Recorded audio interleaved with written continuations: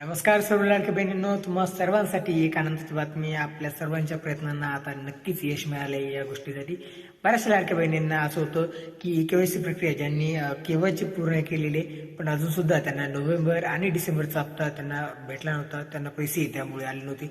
यामुळे संपूर्ण महाराष्ट्रातील वेगवेगळ्या ठिकाणी, लातूर असो, हिंगोली असो, परभणी असो, नाशिक असो, वेगवेगळ्या ठिकाणून महिलांनी आंदोलनं केले आणि रस्त्यावर सुद्धा उतरले आणि त्यामुळे सरकारला याची आता दखल घ्यावीच लागली. आणि यामध्ये तुम्हाला सर्वांसाठी एक आनंदाची बातमी. जर तुमची केवायसी प्रक्रिया पूर्ण झाली होती, पण जसं तुम्हाला माहीत असेल, सुरुवातीला तुम्हाला होय ऑप्शनवर क्लिक करायचं होतं की घरामध्ये कोणी सरकारी नोकरीमध्ये नाही आणि 2 महिलांपेक्षा जास्त कोणी लाभ घेत नाही या योजनेचा, तर तिथे तुम्हाला होय क्लिक करायचं होतं. पण बऱ्याचशा लाडक्या बहिणींनी तिथे नाही क्लिक केलं, नजर चुकणे असो किंवा काही संभ्रममुळे असो. आणि जेव्हा नंतर मुदतवाढ झाली आणि एक नवीन ऑप्शन अपडेट झालं, त्यामध्ये नंतर सुद्धा काही अपडेट्स आले, त्यामध्ये जे वाक्य ते बदललं होतं थोडं. तिथे तुम्हाला नाही ऑप्शन क्लिक करायचं होतं, पण बऱ्याचशा लाडक्या बहिणींनी तिथं होय ऑप्शन क्लिक केलं आणि या संभ्रमामुळे बऱ्याचशा लाडक्या बहिणींना त्या योजनेचा लाभ आता घेता येत नाही. 17वा आणि 18वा हप्ता आय थिंक, म्हणजे नोव्हेंबर आणि डिसेंबरचा हप्ता त्यांना अजून मिळालेला नाहीये.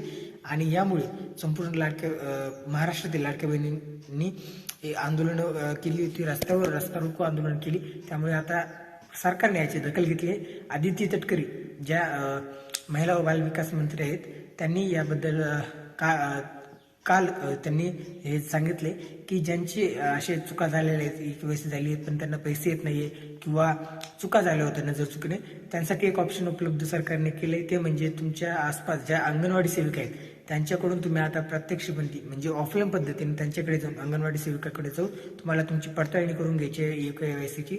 जर काही चुकलं असेल तर तुम्ही तुमच्या मनातून काढून टाका. की त्यामुळे जर का तुम्हाला आता ऑप्शन भेटले तर यावेळेस तरी किमान नंतर करू असं करू नका. लवकरात लवकर जाऊन अंगणवाडी सेविकांकडे तुम्ही तुमची केवायसी प्रक्रियेची जी पडताळणी म्हणतोय, कारण ज्यांची केवायसी झालीच नाहीये त्यांच्यासाठी अद्याप तरी, म्हणजे आतापर्यंत तरी काही ऑप्शन आलेले नाहीये. जर तुमची केवायसी झाली नसेल तर हो, असं तर वाटतंय आता की मुदतवाढ कदाचित भेटू शकते, कारण की चुकीसाठी जर का दिले ऑप्शन तर अजून थोडी मुदतवाढ द्यायला काही हरकत तर नाही पाहिजे. बाकी सरकारच्या मनात काय चाललंय ते सरकारलाच माहिती आहे. आणि निवडणूक आता झाले त्यामुळे यांच्या सरकारच्या भरोश्यावर जास्त राहणं मला तर नाही वाटत काय करे. पण जर का मुदतवाढ झाली तर नक्कीच ही चांगली गोष्ट असेल. चॅनलला सबस्क्राईब करून घ्या, नक्की व्हिडिओ बनेल त्यावर. आणि सध्या तुमची केवायसी पडताळणी तुम्ही नक्की करून घ्या तुमच्या आसपास ज्या अंगणवाडी सेविका आहे त्यांच्याकडे. आणि जर काही चुकलं असेल तर यावेळेस पूर्णपणे खात्रीशीर त्यांना माहिती द्या आणि पडताळणी करून घ्या. धन्यवाद. जय हिंद, जय महाराष्ट्र.